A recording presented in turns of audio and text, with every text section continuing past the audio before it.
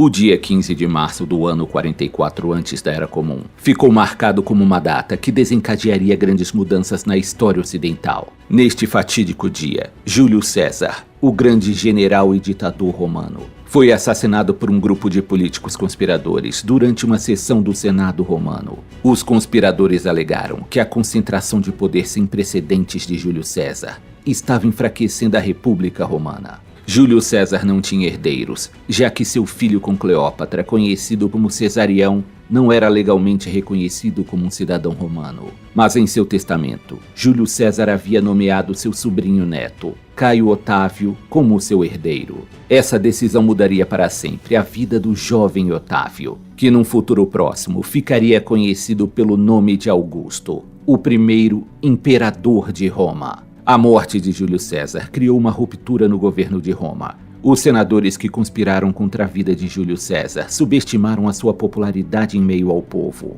Graças a ações rápidas de Marco Antônio, que serviu como general de Júlio César durante a conquista da Gália, e era seu amigo pessoal, logo toda a população de Roma ficou sabendo do assassinato. Uma multidão se acumulou em frente ao Senado e expressou sua raiva contra os assassinos, queimando a casa do Senado. Quando Júlio César foi assassinado nos idos de março, o jovem Caio Otávio, de 17 anos de idade, estava estudando e passando por treinamento militar em Apolônia, uma cidade romana que fica na Ilíria, no oeste da Península Balcânica. Otávio rejeitou os conselhos de alguns oficiais do exército para se refugiar com as tropas na Macedônia e navegou para a Itália para verificar se tinha alguma fortuna política ou financeira em potencial. Essa atitude temerária poderia ter custado a vida de Otávio, já que ele poderia ter sido vítima de algum atentado por parte dos inimigos remanescentes de Júlio César. Após desembarcar perto da antiga cidade de Brundísio, Otávio leu o conteúdo do testamento e só então decidiu se tornar herdeiro político de César, bem como herdeiro de 2/3 de suas propriedades. Para a infelicidade de Otávio, o poder em Roma estava dividido entre o cônsul Marco Antônio e Emílio Lépido, um dos políticos mais influentes do Senado romano. Houve um atrito de interesses entre Otávio e os antigos apoiadores de César, principalmente com Marco Antônio, que se recusava a entregar a herança financeira que era de direito de Otávio. Demonstrando uma incrível determinação e astúcia para sua pouca idade, Otávio logo conseguiu conquistar muitos apoiadores de César, incluindo algumas de suas legiões. No ano 43 antes da Era Comum, Otávio, Marco Antônio e Emílio Lépido estabeleceram um segundo triunvirato, um acordo de compartilhamento de poder que dividiu os territórios de Roma entre eles.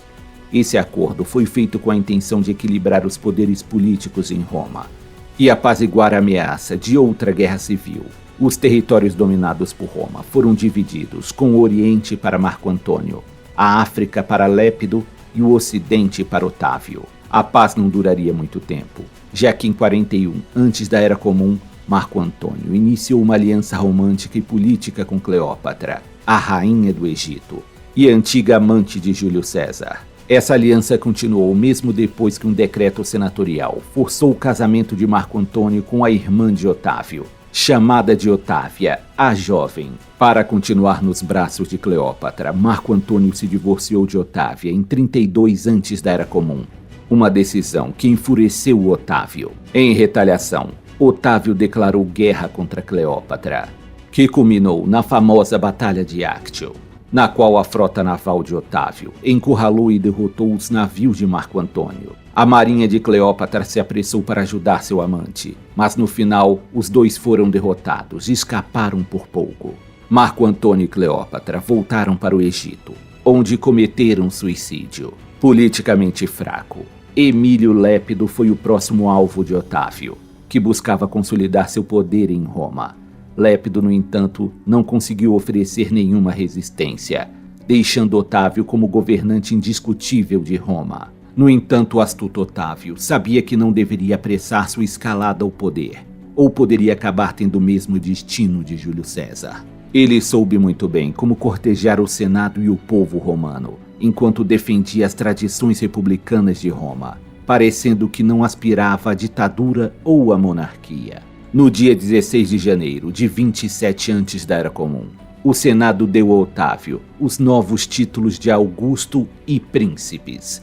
O nome Augusto foi herdado por todos os futuros imperadores, tornando-se o principal título do imperador. Por motivos políticos e pessoais, Otávio decidiu realçar sua ligação familiar com Júlio César, incorporando o sobrenome César aos seus títulos honorários, tornando-se conhecido como Caio Júlio César Otávio Augusto. E posteriormente seria referido como imperador César Augusto. O mês de agosto é assim chamado por decreto em honra ao imperador César Augusto. Agosto antes era denominado Sestilis, visto que era o sexto mês no calendário romano. No ano 19 antes da Era Comum, Augusto recebeu o título de Imperium Maius, obtendo finalmente o poder supremo sobre todas as províncias do Império Romano. César Augusto governou surpreendentemente bem, tornando-se o primeiro imperador de Roma e considerado um modelo no qual todos os próximos imperadores deveriam se espelhar. Sob a aparência e personalidade de Augusto, foi registrado que ele era de baixa estatura, bonito e de boas proporções, e possuía um carisma essencial para os governantes. Quanto a seu caráter, é dito que ele foi cruel quando jovem, mas tornou-se mais brando conforme atingia a maturidade. Mas isso, no entanto, pode ser apenas porque, à medida que sua posição se tornou mais segura, a necessidade de brutalidade diminuía, pois ele estava sempre preparado para ser implacável quando necessário. Ele era um tanto tolerante com as críticas, possuía um bom senso de humor e tinha um gosto especial para jogar dados. Suas atitudes morais públicas eram rígidas, um traço que ele teria aprendido com seu tio-avô Júlio César. Um exemplo disso foi quando Augusto exilou sua própria filha chamada Júlia, por ofender seus princípios e sujar o nome da família, por estar participando de festas regadas a muita bebida e imoralidade. A era do reinado de Augusto foi uma idade de ouro em todos os aspectos. A paz que Augusto restaurou e manteve ficou conhecida como a Pax Romana, e fez florescer a economia, as artes e a agricultura. Um ambicioso programa de construção e renovação de Roma foi iniciado, no qual Augusto completou os planos feitos por Júlio César e depois continuou com seus próprios projetos grandiosos. Ele restaurou e construiu cerca de 82 templos em um ano. Os famosos banhos romanos públicos foram construídos sob o reinado de Augusto. Ele aprovou muitas reformas abrangentes, como as leis para manter a estabilidade no casamento e aumentar a taxa de natalidade em Roma. No entanto, houve um ocorrido que prejudicou o reinado de Augusto, quando uma aliança de povos germânicos emboscou 3 legiões romanas, liderada pelo general romano Públio Quintílio Varo. A aliança germânica foi liderada por Armínio, um oficial germânico que havia adquirido cidadania romana e recebido uma educação militar romana, o que lhe permitiu enganar metodicamente os romanos e antecipar as respostas táticas do exército inimigo.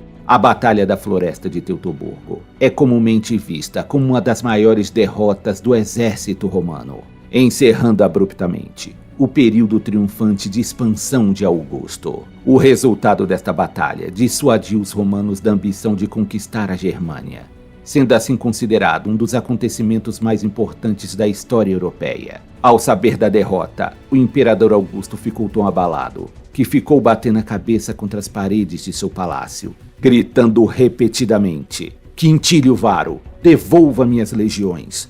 Com 75 anos de idade, a saúde de Augusto já estava se deteriorando, e ele fez preparativos para que houvesse uma transição pacífica no poder, tendo finalmente decidido em escolher seu filho adotivo Tibério como seu herdeiro. Augusto morreu na cidade de Nola, no sul da Itália, no ano 14 da Era Comum. Suas últimas palavras oficiais foram: achei Roma como uma cidade feita de barro, mas a deixei uma cidade feita de mármore. Havia rumores de que a esposa de Augusto, Lívia Drusa, havia causado a morte de Augusto, dando a ele figos envenenados. Mas alguns historiadores consideravam provável que esses rumores tenham sido uma fabricação lasciva, feita pelos inimigos políticos de Augusto. Alternativamente, existe a hipótese de que Lívia tenha oferecido um figo envenenado a Augusto, mas ela o fez como um meio de suicídio assistido, para assim aliviar o sofrimento de Augusto.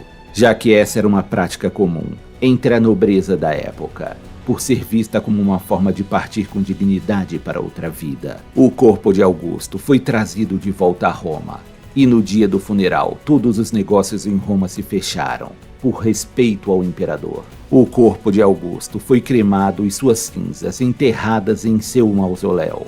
A morte do imperador foi lamentada como a perda de um grande governante, de imenso talento e visão, e ele seria proclamado um deus entre as hostes do panteão romano. Tibério César Augusto foi o segundo imperador romano. Seu reinado durou entre os anos 14 e 37 da Era Comum. Tibério é geralmente relatado como uma figura enigmática e sombriamente complexa, inteligente e astuto. Mas dada crises de depressão severa e humores sombrios que tiveram grande impacto em sua carreira política, seu reinado de 23 anos como imperador é considerado o início de um período sombrio na história romana. Tibério era filho de Otávio César Augusto, o primeiro imperador romano. No entanto, ele nunca aspirou seguir os passos de seu padrasto. Seu caminho foi escolhido por sua mãe, Lívia, que de acordo com os registros históricos já era uma mulher controladora e autoritária. Desde seu nascimento, Tibério estava destinado a seguir uma carreira política, já que seus pais eram descendentes da gens Cláudia, uma das mais proeminentes casas patrícias da Roma Antiga, e que forneceu líderes para a República Romana por muitas gerações. Quando Tibério tinha 4 anos de idade, seus pais se divorciaram, e sua mãe se casou com Otávio, tornando assim o infante Tibério o enteado do futuro governante do mundo romano. Durante a infância de Tibério, o antigo sistema republicano de governo, que era guiado pelo Senado e magistrados, finalmente foi derrubado e substituído por uma autocracia, quando o capaz e ambicioso Otávio foi eleito imperador. Tibério se tornou um homem grande e forte, sendo bem instruído em oratória e ganhando disputas jurídicas como advogado. Apesar de ter sido preparado por Augusto como seu sucessor, Tibério era na verdade a quarta escolha, depois de Agripa, que era marido de Júlia, a única filha legítima de Augusto, e de seus filhos, Caio e Lúcio. Todos os 3, no entanto, acabaram falecendo de maneira abrupta, restando apenas Tibério como candidato. Tibério logo recebeu um comando militar e provou ser um general brilhante. Ele foi capaz de conquistar a área montanhosa da Raétia, na atual Suíça. Mais tarde ele conquistaria grandes partes da Panônia e da Ilíria, enfrentando grandes exércitos bárbaros. Tibério também lançou uma ofensiva através do Danúbio e derrotou as tribos germânicas dos Marcomanos. Ele retornou a Roma e foi cônsul pela primeira vez, sendo concedido o controle das províncias romanas do Oriente. No entanto, apesar de todos esses sucessos e progressão na carreira política, Tibério não estava feliz. O motivo da infelicidade de Tibério estava em seu divórcio forçado. Tibério era casado com Vipsânia Agripina, e apesar de desfrutarem de um casamento feliz, Augusto ordenou que os dois se divorciassem após a morte do pai de Vipsânia, que era casado com Júlia, filha de Augusto. Embora Tibério desejasse permanecer com Vipsânia e desprezar Júlia por supostamente ser uma adúltera, Augusto ordenou seu casamento com Júlia para vincular o crescente poder de Tibério na família juliana. Ainda no ano 2, antes da Era Comum, o casamento infeliz de Tibério com Júlia foi desfeito completamente, e a mando de seu pai, o imperador Augusto, ela foi exilada, supostamente por adultério. Mas muito provavelmente isso ocorreu devido à profunda antipatia que Tibério sentia por ela. Então, logo após a morte dos 2 herdeiros aparentes, Caio e Lúcio, ambos vítimas de doença enquanto participavam de campanhas militares, Augusto se viu forçado a reconhecer Tibério como seu sucessor. No ano 4 da Era Comum, Augusto adotou oficialmente Tibério como seu filho, acrescentando as palavras: "Isso eu faço por razões de Estado." Estas palavras demonstram que Augusto estava relutante em fazer Tibério seu sucessor, e ao mesmo tempo Tibério parecia estar relutante em assumir tal fardo. Tibério já tinha por volta de 40 anos de idade quando foi finalmente adotado. Essa prática era muito comum no cenário político da Roma Antiga. Quando Augusto morreu, em 19 de agosto do ano 14 da Era Comum, a posição de Tibério já estava fortemente estabelecida. E após viver tantos anos a mando de seu padrasto, Tibério finalmente assumiu o manto do poder. Depois que Augusto foi enterrado e deificado, e seu testamento lido e honrado, o Senado se reuniu em 18 de setembro para inaugurar o novo reinado de Tibério como imperador. Talvez na tentativa de imitar o comportamento de Augusto, durante sua ascensão ao poder, Tibério tentou se passar por uma pessoa humilde e sem ambições, mas acabou estragando a performance. Ele declarou que era muito velho para as responsabilidades de Estado e disse que não queria o cargo de imperador. Por fim, Tibério cedeu e aceitou os poderes que lhe foram concedidos. Os seus primeiros anos como imperador correram bem. Ele se esquivou de grande parte da pompa que se seguiu à sua ascensão, respeitando a autoridade do Senado. Considerado avarento por alguns e modesto por outros, iniciou, mas não terminou muitos projetos de obras públicas. O reinado do segundo imperador é visto como incorporador do sistema imperial e garantindo que ele fosse aceito pela grande maioria das elites locais. Tudo estava prestes a mudar, quando o filho adotivo de Tibério, chamado Germânico, acabou falecendo. Tibério havia enviado Germânico para servir em uma campanha militar no Oriente, onde o jovem general obteve vitórias importantes. Ainda nas províncias orientais, Germânico entrou em conflito com o governador romano da Síria, Quineu Calpurnio Pisão. Durante a disputa, Germânico ficou doente enquanto estava na Antioquia e morreu no ano 19 da Era Comum, com apenas 33 anos de idade. Sua morte foi atribuída a um envenenamento, mas o fato jamais foi comprovado. Como um general famoso, Germânico era muito popular e considerado um herdeiro ideal para o império. Calpurnio Pisão, que já fora considerado amigo pessoal de Tibério, foi acusado de ter sido mandante do envenenamento de Germânico. Ele foi chamado a Roma para responder às acusações contra ele. E apesar de seus apelos ao imperador, ele foi condenado a cometer suicídio. A morte de Germânico trouxe uma mudança na personalidade de Tibério. Ele se tornou cada vez mais cruel e desconfiado. Tibério passaria a ordenar a prisão, tortura e execução de muitos nobres acusados de conspirar contra seu governo. Sua fama de ser um tirano implacável fez sua popularidade com o povo de Roma despencar. E cada vez surgiam mais rumores sobre Tibério viver uma vida secreta de festas regadas a muita bebida e depravações. Com o passar do tempo, Tibério demonstrava cada vez menos interesse pela vida política, fazendo excursões anuais para a região da Campânia, no sul da Itália. Finalmente, no ano 26 da Era Comum, Tibério estava farto. Como ele provavelmente sempre foi mais feliz longe da capital e de suas intrigas perpétuas, o imperador de Roma simplesmente partiu para sua mansão de férias na ilha de Capri. Ele nunca mais voltaria para a cidade de Roma. As rédeas do governo foram deixadas para Lúcio Hélio Sejano, o comandante da guarda pretoriana. Em pouco tempo, o poder subiu à cabeça de Sejano. Ele começou a abusar de sua autoridade, algumas vezes se portando como se fosse o verdadeiro imperador, até que cometeu um erro fatal.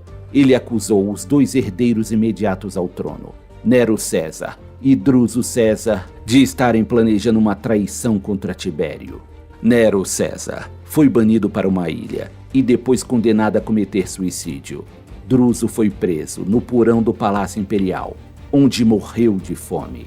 Tibério pode ter se retirado para sua ilha por não gostar de política e intrigas, mas quando ele via necessidade, ele ainda podia exercer o poder de forma implacável. Ele redigiu uma carta ordenando a prisão e execução imediata de Sejano, que foi preso durante uma reunião no Senado e foi devidamente executado. Seu cadáver foi arrastado pelas ruas e jogado no rio Tibre. Sua família e muitos de seus apoiadores sofreram destinos semelhantes. Para diminuir o risco de novas intrigas políticas pelo direito à sucessão do cargo de imperador, Tibério redigiu seu testamento, deixando o jovem Caio Júlio de 24 anos como principal herdeiro. Caio Júlio era o filho mais novo do falecido Germânico, o filho adotivo do imperador Tibério. Essa talvez tenha sido a pior decisão da vida de Tibério, já que para sua infelicidade e do povo de Roma, Caio Júlio demonstraria ter uma natureza extravagante, cruel e pervertida, ficando mais conhecido durante seu reinado pelo nome de Calígula. Tibério morreu em 16 de março do ano 37 da Era Comum, alguns meses antes de seu aniversário de 78 anos. A morte de Tibério é rodeada de mistérios e rumores, incluindo que o imperador havia sido envenenado por Calígula, morto de fome ou supostamente sufocado por um travesseiro nas mãos do prefeito da guarda pretoriana. Posteriormente, Tibério chegou a ser recordado como um governante obscuro, recluso e sombrio, que realmente nunca quis ser imperador. O escritor e historiador romano Plínio o Velho chamou o falecido Tibério de o mais triste dos homens. Tibério não era uma figura popular em seu tempo. No entanto, a história provaria que ele foi um comandante militar importante durante um período crítico da história romana. Tibério expandiu o império e ajudou a proteger suas fronteiras por muitas décadas. Como o segundo imperador, ele fez muito para fortalecer o ofício imperial, promovendo o culto ao imperador e garantindo que os senadores permanecessem como subordinados, pavimentando assim um caminho mais seguro para os futuros imperadores romanos que ainda viriam. Vespasiano foi o sexto imperador romano.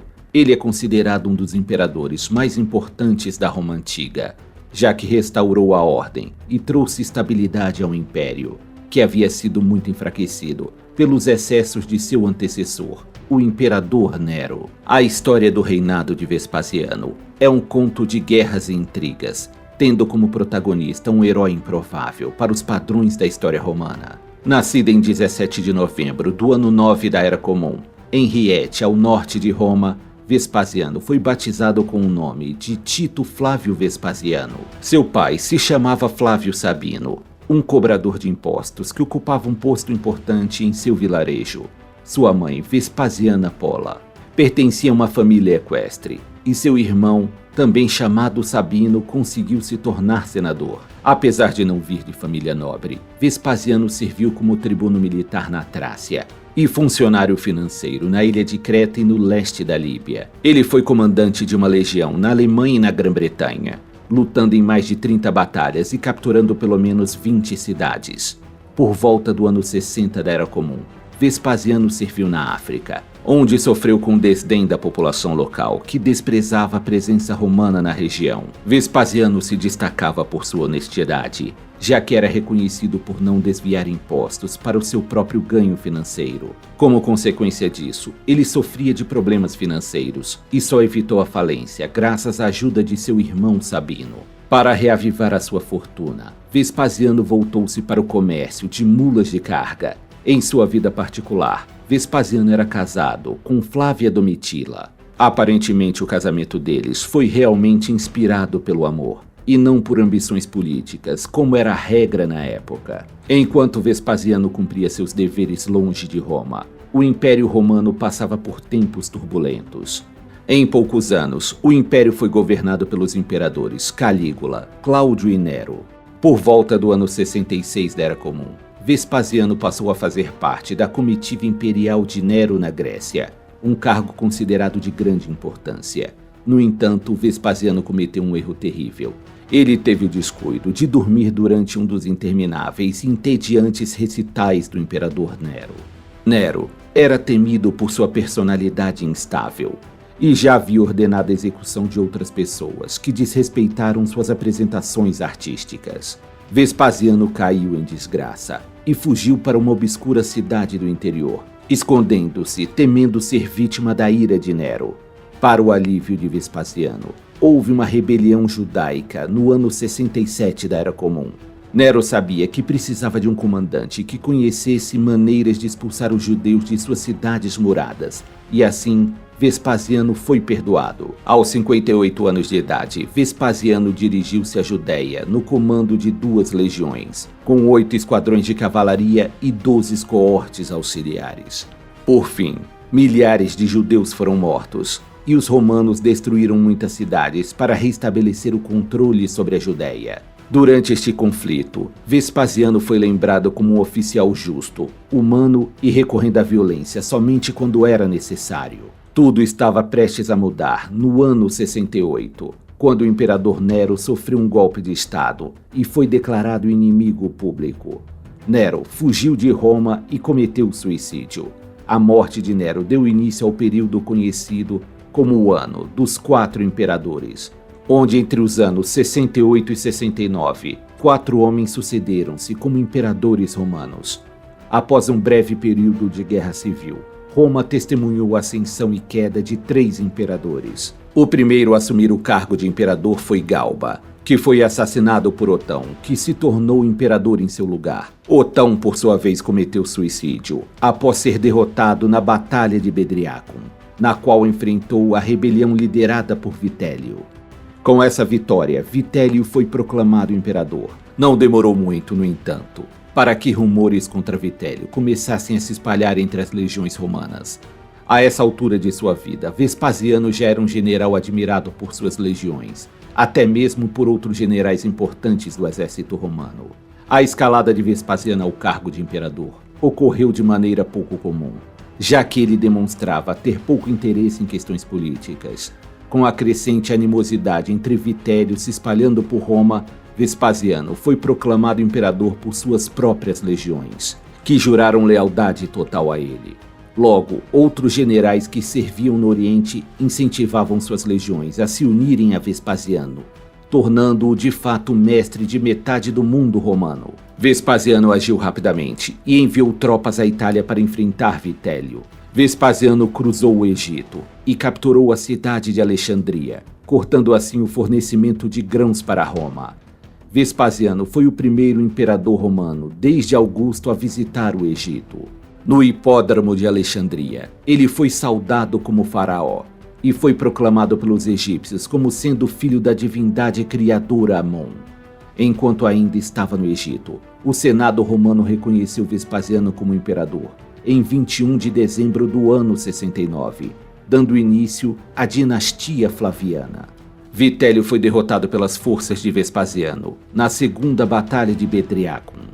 Ele foi capturado, torturado e morto. Viajando para Roma, Vespasiano foi finalmente recebido como novo imperador romano em 26 de dezembro do ano 69. Vespasiano provou ser um imperador eficaz. Um de seus primeiros atos foi restaurar a moral do exército. Em seguida, ele reconstruiu muitas das casas e edifícios queimados durante os últimos dias do reinado de Vitélio. Vespasiano construiu novos templos e o enorme Coliseu, que era conhecido pelos romanos pelo nome de Anfiteatro Flaviano. Os historiadores que viveram naquele período, como Tácito, Suetônio e Joséfo, falam muito bem de Vespasiano, enquanto condenam os imperadores que vieram antes dele. Inúmeros outros filósofos e escritores tiveram suas obras confiscadas, destruídas e denunciadas por serem consideradas críticas demais ao reinado de Vespasiano. Vários filósofos estoicos foram acusados de corromper os alunos com ensinamentos impróprios e foram expulsos de Roma. Vespasiano ficou conhecido por sua inteligência e maneiras amáveis, juntamente com sua personalidade dominante e proezas militares. Sua aparência era bastante modesta. Um homem de rosto largo, calvo e queixo retraído. Vespasiano se destacava por seu humor sarcástico e jovial, o que chegava a ser uma característica rara em um governante de seu calibre. Depois de governar o império por uma década, Vespasiano contraiu uma doença enquanto viajava pela Campânia, fazendo-o retornar para Roma. Ele prontamente partiu para seu habitual retiro de verão, nas fontes termais nas montanhas Sabine. As fontes naturais pouco puderam fazer para ajudar sua condição, que piorou dramaticamente, e ele desenvolveu uma diarreia grave. De acordo com o historiador romano Suetônio, Vespasiano, em suas últimas palavras, disse: "Um imperador deve morrer de pé." E enquanto lutava para ficar de pé, morreu aos 69 anos de idade, nos braços daqueles que tentavam ajudá-lo. Vespasiano foi um dos poucos imperadores romanos a morrer de causas naturais, uma prova de que seu reinado era bem-sucedido. Pela primeira vez na história romana, o imperador romano era sucedido por seu próprio filho biológico. O filho mais velho de Vespasiano chamava-se Tito e se tornaria o homem mais poderoso do mundo conhecido. A história de Vespasiano é um exemplo de que, às vezes, aqueles que não desejam o poder acabam sendo os melhores governantes. Considerado por muitos estudiosos como o melhor imperador romano, Trajano reinou entre os anos 98 e 117 da Era Comum. Ele recebeu do Senado romano o título honorário de Ótimos Príncipes, que significa o melhor governante. Trajano é reconhecido por ser generoso com seus súditos e um governante benevolente, responsável por criar diversos projetos públicos que beneficiaram a população de Roma e do restante do Império. Foi também durante o reinado de Trajano que o Império Romano expandiu suas fronteiras até sua extensão máxima. Nascido em 18 de setembro do ano 53 da Era Comum, na província romana de Hispânia Bética, onde hoje fica a região da Andaluzia na Espanha, e membro de uma família rica, Trajano foi batizado com o nome de Marcus Ulpius Trajanus. Durante sua juventude, Trajano serviu na Síria como tribuno militar. Ele desfrutou de uma carreira próspera, ganhando o cargo de pretor no ano 85. Logo depois, ele ganhou o comando da 7ª Legião Gemina, no norte da Espanha. Alguns anos mais tarde, Trajano novamente ganhou destaque durante o reinado do imperador Domiciano, servindo como general do exército romano ao longo da fronteira germânica. Com o assassinato de Domiciano no ano 96 da Era Comum, o cargo de imperador foi passado para Marco Corseio Nerva, um senador de muita idade e sem filhos que provou ser impopular com o exército romano. Após escapar por pouco de uma conspiração contra sua vida, liderada pela guarda pretoriana, Nerva percebeu que precisava do apoio do exército para evitar ser expulso de seu cargo recém-adquirido. Para alcançar este objetivo, Nerva precisava de aliados influentes dentro do exército, e ninguém melhor do que o já respeitado Trajano para propiciar essa segurança.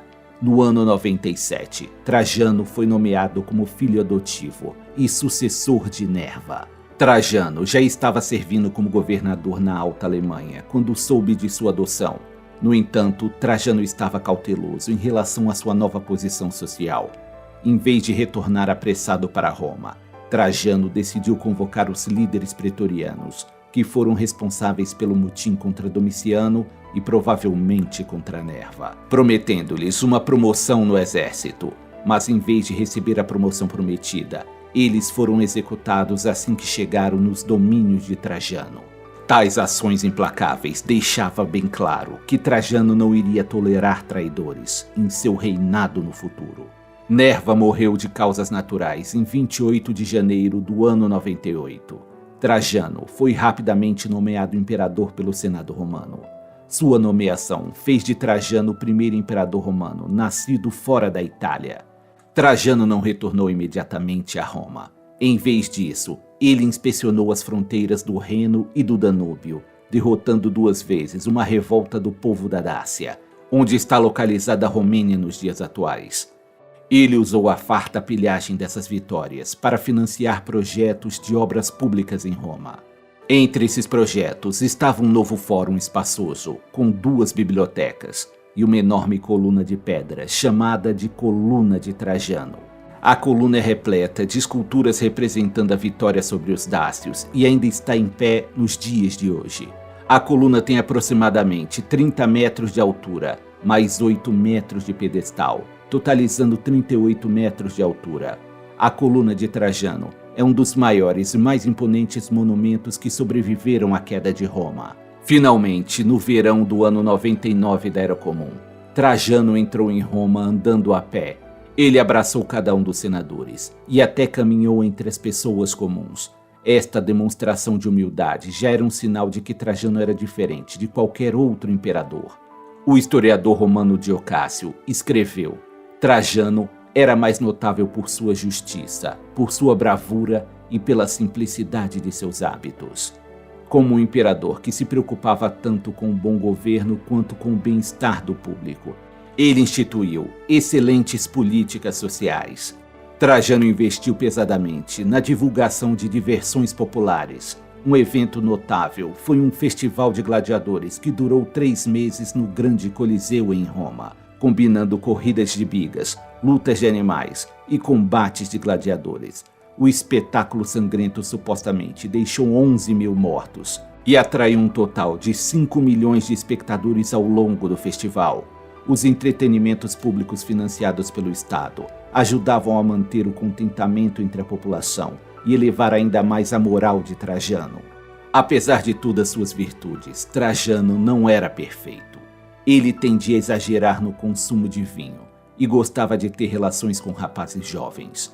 Mesmo isso sendo uma prática comum entre a nobreza romana antiga, não era um costume bem visto para o imperador. Trajano também era conhecido por seu espírito belicoso. Ele parecia gostar do campo de batalha e de traçar estratégias de guerra.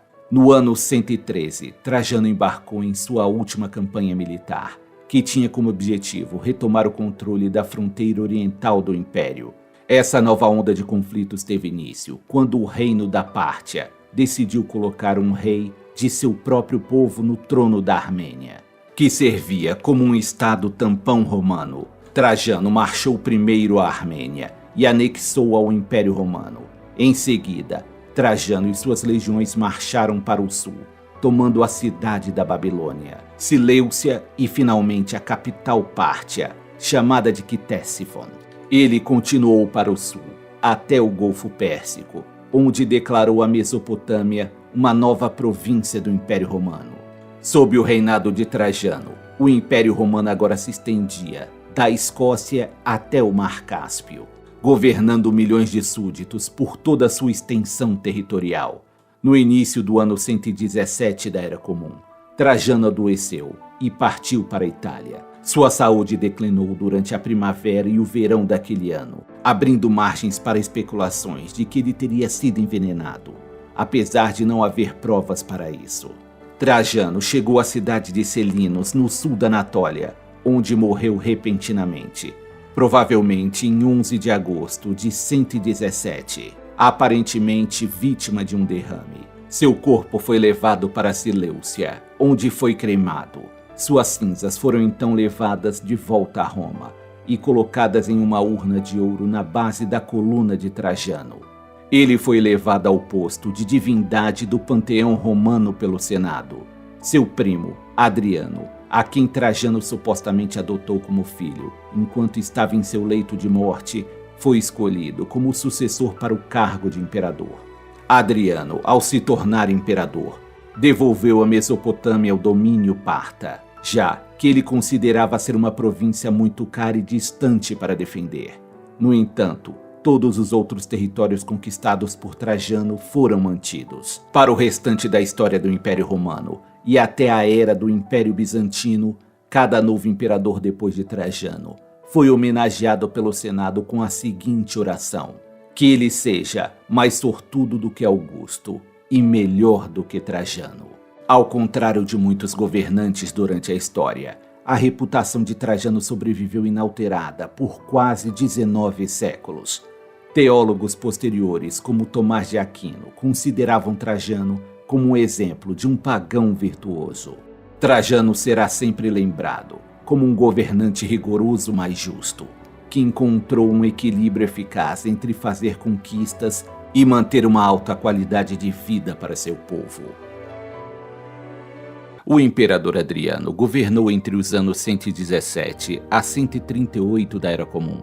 Adriano se destacava por sua personalidade complexa, seu gosto por poesia e artes em geral, além de sua profunda admiração pela filosofia e cultura grega. Adriano era conhecido por sua habilidade de falar em público, e alguns historiadores o consideram um dos homens mais talentosos da história de Roma.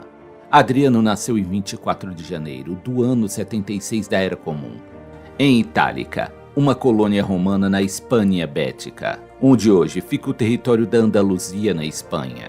A família de Adriano produziu vários soldados que tiveram suas carreiras militares marcadas por sua distinção. O próprio pai de Adriano também era um soldado de alto escalão e foi capaz de proporcionar uma boa educação para seu filho. No entanto, quando Adriano tinha apenas 10 anos de idade, seu pai faleceu. Seguindo a tradição romana, em que um guardião masculino deveria ser nomeado quando o pai da criança morria, o primo do pai de Adriano foi chamado para esta tarefa. O nome de seu novo tutor era Trajano, que mais tarde em sua vida se tornaria um dos principais imperadores da história de Roma. Adriano foi educado em vários assuntos comuns aos jovens aristocratas da época e gostava tanto de aprender literatura grega que foi apelidado de o Pequeno Grego. Assim que teve idade suficiente, Adriano acompanhou Trajano em suas campanhas militares. Os anos iniciais de Adriano no exército não foram muito significativos, pois o jovem gostava de levar uma vida com poucas responsabilidades, preferindo sair para caçar ou desfrutar de outros luxos da vida civil. Durante o segundo mandato de Adriano como tribuno, o frágil e idoso imperador reinante Nerva adotou Trajano como seu herdeiro. Quando Nerva faleceu no ano 98, Adriano apressou-se para entregar pessoalmente a Trajano a notícia de sua nova posição como imperador. Fazendo isso, Adriano caiu ainda mais nas graças de Trajano, algo que futuramente lhe renderia bons frutos para sua vida. Como Trajano passou a maior parte de seu reinado lutando em guerras estrangeiras, sua esposa Pompeia Plotina desempenhou um importante papel na administração do império. Plotina, que não tinha filhos, havia se afeiçoado a Adriano, tratando-o como se fosse parte de sua família. Por volta do ano 114, Adriano ocupou uma posição chave, dessa vez como governador da importante província militar da Síria. Não havia dúvidas de que Adriano era favorecido no reinado de Trajano, mas ainda assim, não havia sinais imediatos de que ele fosse o herdeiro imperial. Quando Trajano morreu, no ano 117, ele deixou uma carta nomeando Adriano como o próximo imperador de Roma. Muitos senadores não queriam ver Adriano como imperador de Roma. Os senadores alegavam que a viúva de Trajano, Pompeia Plotina, havia forjado a carta de testamento de Trajano, tentando assim se manter no poder e governar juntamente com Adriano. Os senadores também se opuseram a um homem com sotaque estrangeiro governando o império, já que Adriano mantinha um sotaque de sua terra natal na Espanha. Plotina pressionou Adriano a se casar com uma jovem de nome Víbia Sabina. O casamento foi uma questão meramente política, já que Sabina nunca se dedicou realmente ao casamento, e Adriano preferia a companhia de homens. Embora seu casamento não pudesse ser considerado um sucesso, seu reinado foi espetacular. Assim que assumiu o poder, Adriano imediatamente ordenou a distribuição de dinheiro ao povo de Roma e providenciou que todos os soldados recebessem um bônus extra. Ele também cancelou as dívidas de todas as pessoas que pegaram empréstimos com dinheiro do Tesouro Imperial. Adriano também acreditava que era importante mostrar modéstia. Por exemplo, quando Adriano participava de campanhas militares, ele comia a mesma comida que seus soldados, dormia em tendas comuns e marchava com eles em vez de usar o cavalo. Embora Adriano fosse um poeta e músico talentoso, ele raramente demonstrava seus dons em público. Adriano também foi um dos arquitetos mais criativos que o mundo romano já viu. No entanto, ele recusava levar os créditos por muitos de seus trabalhos, e por isso ele colocava o nome de outras pessoas nos prédios que ele mesmo havia projetado. Somente em anos recentes, os historiadores descobriram que Adriano foi o responsável pelo projeto do Panteão, um edifício que foi um marco para o desenvolvimento da arquitetura mundial. Adriano era um homem apaixonado por viagens e gostava de visitar pessoalmente as muitas terras e povos que seu império governava. Essas viagens de longo alcance e duração começariam com a visita da Gália, no ano 121, e terminaria 10 anos depois, em seu retorno a Roma em 131 da Era Comum. Nenhum outro imperador jamais veria tanto de seu próprio império quanto Adriano, do extremo oeste da Espanha ao extremo leste da província de Pontus na Turquia, do extremo norte da Grã-Bretanha ao extremo sul do deserto do Saara na Líbia. Adriano viu praticamente de tudo. Essas viagens não eram um mero passeio. Adriano procurou reunir informações sobre os vários problemas que as províncias enfrentavam. Os projetos de construção de Adriano são talvez seu legado mais duradouro. Ele ordenou que uma longa muralha defensiva fosse construída na Britânia para evitar a invasão dos Pictos do Norte. Essa estrutura ficaria conhecida pelo nome de a Muralha de Adriano, que fica no norte da Grã-Bretanha, e parte dela ainda está de pé até os dias de hoje. Adriano estabeleceu cidades, ergueu monumentos, melhorou estradas e fortaleceu a infraestrutura das províncias em toda a Península Balcânica, do Egito, Ásia Menor, norte da África e Grécia. O reinado de Adriano foi marcado por uma falta geral de grandes conflitos militares. Quase houve uma guerra com a Pártia por volta do ano 121, mas a ameaça foi evitada quando Adriano conseguiu negociar a paz. Mas as perseguições antijudaicas de Adriano na Judéia levaram a massivas revoltas judaicas, que duraram entre os anos 132 e 135 da Era Comum. O esmagamento da revolta judaica resultou no decreto de Adriano, que proibiu os judeus de viver na Palestina, cujo nome foi mudado para Síria-Palestina. Jerusalém foi destruída e reconstruída como uma cidade pagã. O casamento de Adriano e Sabina não gerou filhos, tendo em vista que Adriano era homossexual. Aos 60 anos de idade, Adriano já estava sofrendo de problemas de saúde. Sabendo que sua morte se aproximava, Adriano começou a procurar por um herdeiro. Ele adotou como herdeiro Antonínio Pio, um senador altamente respeitado, com a condição de que Antonínio, que também não tinha filhos, por sua vez, adotasse o promissor jovem sobrinho de Adriano, Marco Aurélio. Jovem este que no futuro se tornaria um dos mais importantes imperadores romanos. Após passar meses angustiantes, sofrendo com sua doença, Adriano faleceu aos 62 anos de idade, em 10 de junho do ano 138 da Era Comum. Seus restos mortais foram transferidos para Roma e enterrados nos Jardins Domícia, próximo de seu mausoléu, que estava quase completo. Após a conclusão do mausoléu de Adriano em Roma, no ano 139, seu corpo foi cremado e suas cinzas foram colocadas juntas às de sua esposa Víbia Sabina.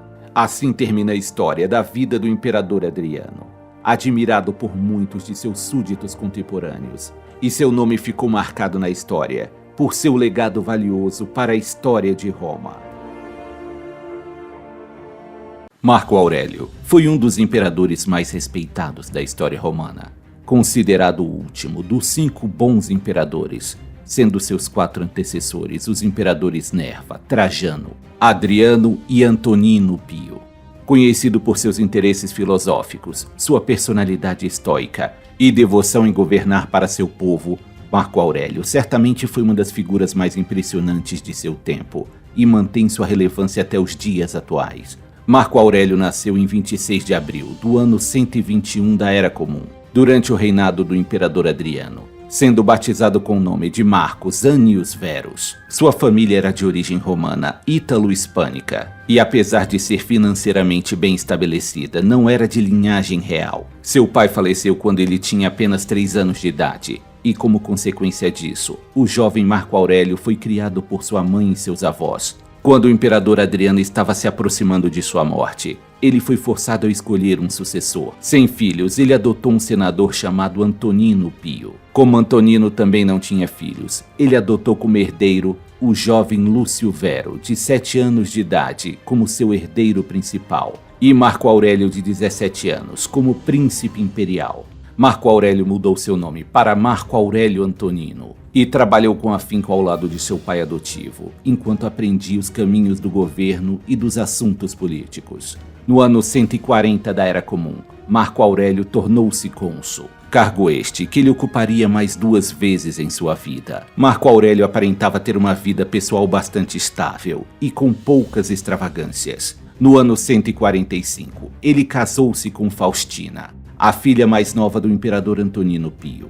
Juntos tiveram muitos filhos ao longo dos anos, embora alguns não tenham vivido por muito tempo. Os mais conhecidos são sua filha Lucila e seu filho Cômodo. Quando Antonino Pio morreu no ano 161, Marco Aurélio e Lúcio Vero assumiram os papéis de co-imperadores, governando juntos o vasto Império Romano. O governo de Marco Aurélio e Lúcio Vero foi um período conturbado para a República Romana. A guerra contra a Pártia arrastou-se até o ano 166. Os ferozes gauleses estavam atacando a fronteira norte romana, e as tribos germânicas estavam invadindo províncias romanas no Danúbio. Mas algo inesperado estava para acontecer. Lúcio Vero morreu repentinamente no ano 169, vítima de uma doença durante uma campanha militar contra os partas. deixando Marco Aurélio como o único imperador romano. Como muitos imperadores, Marco Aurélio passou a maior parte de seu tempo abordando questões de direito, como petições e disputas de audiência.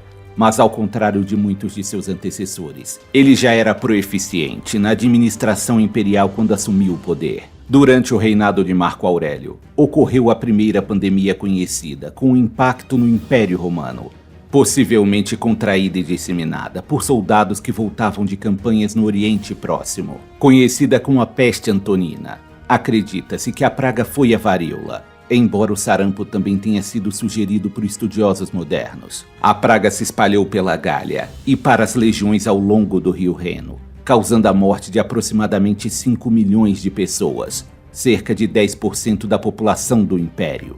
Ainda assim, Marco Aurélio foi capaz de guiar o Império de maneira próspera. O valor da prata aumentou e a economia se fortaleceu. Há também indícios do comércio entre Roma e a China da dinastia Han.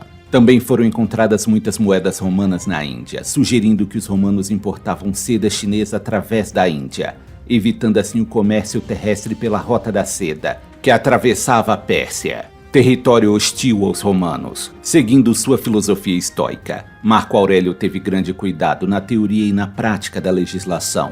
Ele foi chamado por seus contemporâneos de um imperador mais prudente e conscientemente justo. Marco Aurélio mostrou muito respeito ao Senado romano e rotineiramente pedia permissão para gastar dinheiro, mesmo que ele não precisasse fazê-lo, como governante absoluto do Império.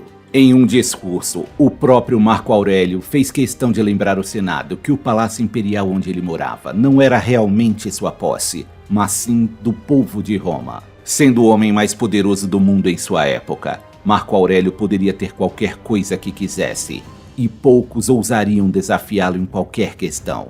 No entanto, ele provou ser merecedor do poder que detinha. Sob seu reinado, o Império foi guiado pela virtude e sabedoria. Embora com o passar dos anos Marco Aurélio perdesse filhos, amigos e até mesmo sua esposa, ele permaneceu fiel à sua visão de um mundo governado por uma inteligência natural e benigna. Não havia nenhum conceito de tragédia na filosofia de Aurélio, porque tudo o que acontecia era uma ocorrência natural, e nada poderia ser interpretado como trágico. Marco Aurélio dedicou boa parte de seus esforços militares em combater revoltas germânicas. Ele mesmo viajava com as tropas para supervisionar as batalhas. Durante a campanha, entre os anos 170 e 180, Marco Aurélio escreveu os 12 livros das Meditações, como fonte de sua própria orientação e autoaperfeiçoamento. As Meditações de Marco Aurélio são seu verdadeiro legado para o mundo. A obra é um diário privado dos pensamentos do imperador, escrito para se encorajar e viver a vida da melhor forma possível. Marco Aurélio elegeu seu filho Cômodo como seu governante no ano 177. Juntos eles lutaram contra os inimigos do norte do Império. Marco Aurélio ainda buscaria estender as fronteiras do Império através deste conflito, mas ele não viveu o suficiente para ver sua visão completa. O grande imperador Marco Aurélio faleceu aos 58 anos de idade, em 17 de março do ano 180 da Era Comum. Ele faleceu de causas desconhecidas em seu quartel militar, provavelmente na província da Panônia Superior, onde hoje fica Viena, na Áustria. Sua morte é considerada o fim do período conhecido como a Pax Romana, que teve seu início durante o reinado do imperador Augusto e durou aproximadamente 200 anos. Sendo considerada a Era de Ouro do imperialismo romano. Quando Marco Aurélio morreu e seu sucessor tomou seu lugar, o mundo romano entrou em um declínio, do qual nunca mais se recuperaria. Seu filho Cômodo tinha um comportamento errático, e sua falta de perspicácia política e militar demonstrava sua incapacidade de manter as rédeas do poder como seu pai havia feito. Marco Aurélio adquiriu a reputação de o rei filósofo durante sua vida. Ele foi amplamente elogiado pelo historiador romano Dion Cássio, que escreveu: desde os primeiros dias de Marco Aurélio como conselheiro de Antonino, até seus últimos dias como imperador romano, ele permaneceu a mesma pessoa e não mudou nem um pouco. E assim termina a vida de Marco Aurélio, um dos poucos governantes da história mundial que compreendia seu papel como servente do povo, dedicando sua vida para buscar seu desenvolvimento pessoal e a prosperidade do Império Romano.